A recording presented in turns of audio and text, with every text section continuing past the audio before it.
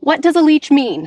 What does that actually mean? You actually have more time to volunteer. You go to work, you pay your taxes, you go home, you're tired. This lifestyle is not easy. I don't want to be a consumer. Hi everyone, I'm Autumn here with Bob and Brian, and today we are bringing a little bit of controversy. We are going to speak to a question that either we've received or you might receive from family and friends or even people who you work with if you decide to embark on the nomadic journey. And that question is, are we a leech on society? And so when you think about being a leech on society, I think we actually add a lot of value to society. When you're a nomad and you're working a little different schedule, whether it's seasonal work or just you're on your own schedule, you actually have more time to volunteer and you can contribute your time and energy to these really good causes. Suddenly, I have a heck of a lot more free time now than I did back then. So I have those times to volunteer for Homes on Wheels Alliance, for the RTR, for nature work, and for trail maintenance and things like that. And so You've done search and rescue. I've done search and rescue. I did 6 or 7 years of search and rescue out of Fresno. And that was a volunteer basis. And so we have the ability now in time and energy to do that. We're not just, as you mentioned, going, you work, sleep, pay taxes, rinse and repeat. It's so much more than that and so much more fulfilling, and our contributions to society can be huge. I absolutely do not believe that nomads, generally speaking, are a leech on society in any other way than any other person in sticks and bricks could potentially be a leech on society. And so what that brings to mind for me is, what does a leech mean? What does that actually mean? Does it mean that there is taking of sort of a collective community resource without an equitable contribution? For example, taxes. I have always rented. I've never owned, so I never had a property tax. And my taxes are the same. I'm paying taxes in through the work that I do. I have sales tax. Every single purchase I make, I am giving taxes. So I am participating in the roads that I drive on. One of the great gifts of working as a counselor as I have is that I get to really see the root of people's suffering. And I got to tell you, if I were to boil that down to its essence, most suffering comes when somebody doesn't believe they have the ability to contribute in some fashion. I've found that in a society that has so much potential and even push to promote wage slavery, that it can be a tremendously meaningless existence for somebody who feels they have a gift, but in order to just make the monthly rental bills, they have to work at a job that's almost like just so deadening to the spirit that they don't get to let their gift out into the world. That can lead to severe depression. So what I've really found is that people want to contribute to others. And out here in this nomadic community, oh my goodness, there is so much contribution. There's almost like its own barter system, which I absolutely love. And people really get to give their gifts to others. I really absolutely believe everything you've just said. Carl Jung, I'm his biggest fan. He said humans can't live a meaningless life. And yet that's what our society almost demands of us. You go to work, you pay your taxes, you go home, you're tired, you go to work, you pay your taxes, you go home, you're tired. This just endless cycle of exactly wage slavery. And before long, all you are is a drone in a hive. Each of us are put here on this earth to contribute. Yeah. And that's exactly what you're saying. When you are given a gift, whatever it is, to contribute, and you can't, it's rejected. And you spend all your life doing meaningless, nothing work so society can keep going. Humans can't live a meaningless life. No, it's painful. It's depressing. I often think, for example, if somebody comes to me with depression, that's one of the first things I'm looking for is, where do you feel like you're lacking in contribution? And I believe there's an obligation to be free. And wage slavery for me is not free. That's not saying, like, if somebody loves their 9-to-5 job, right, that is absolute. Like, I'm not against a 9-to-5. I'm about people finding, it's live and let live. What is it going to be that brings you really alive? Because that's where we're going to be able to contribute the most. Happy people make a happy society.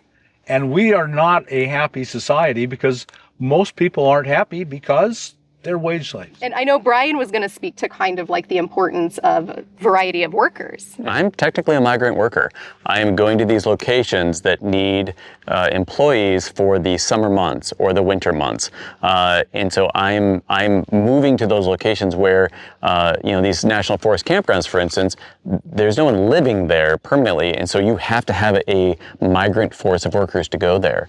The same thing can be said about a lot of the seasonal jobs, the beet harvest. Like that is a very seasonal thing, and they need nomads to go up there, do these jobs for those 2, 3, 4 weeks, and then move on. And so, when you think about working, we add value to our society because we are doing these jobs that a lot of other people can't or won't or don't want to do. And so I think that we can just add so much value. And so I feel like we're not a leech at all. We make such big contributions to our society at large. Our society is becoming gig work.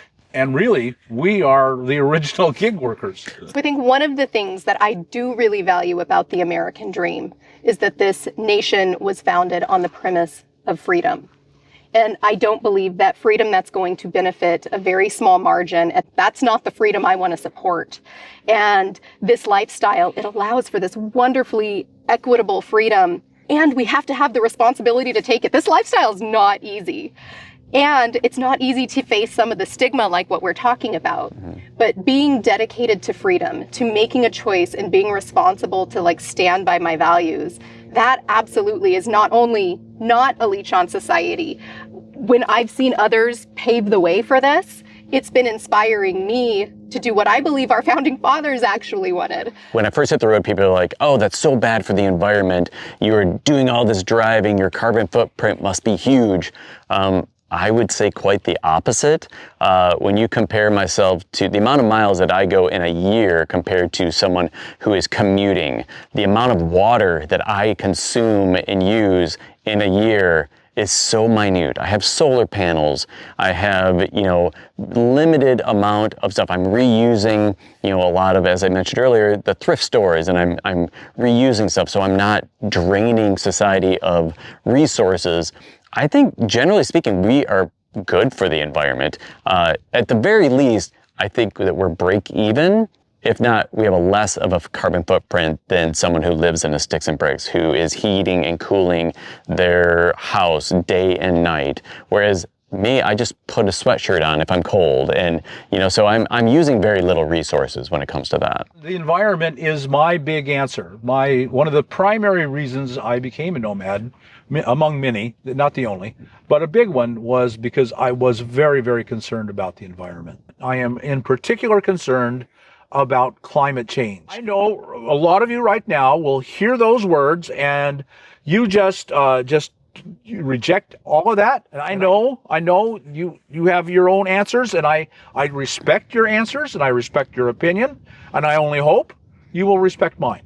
And this is, when you say you're a leech on society, my answer is that this society is doing so much environmental damage that I have made the decision not to support it. America is 4% of the world's population, and we consume 25% or more, much more probably, of the world's resources. And so we alone are contributing tremendously to the environmental damage that's going on. And we have offshored our environmental destruction, so we don't have to look at it, so we don't have to feel it. So to my mind, this is a society I don't want to contribute to. I don't want to support it. And I know that's going to make a lot of you really, really angry, and I rarely say it because I know how angry you're going to be. I can already see and hear and feel your comments below. I can hear you typing out there as I'm saying these things. But again, this is a decision that I have made. I don't want to be a consumer. I want to minimize my consumption, because ultimately it's consumption that is causing all of these problems. The earth has the resources to support us. What it does not have is the resources to support us all in this unbelievable luxury that we have demanded.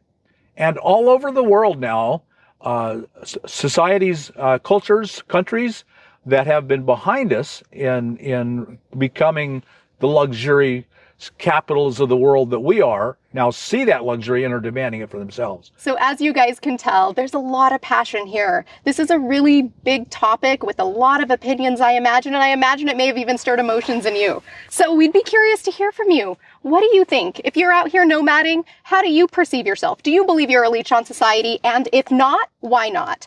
And or if there's concerns that you have that other nomads can speak to potentially assuage your fears about nomads being a leech on society, let us know. Let's have a very respectful conversation in the comments. If you guys got anything out of this video, be sure to comment, like, hit that thumbs up button, subscribe, and we'll see you next time, folks.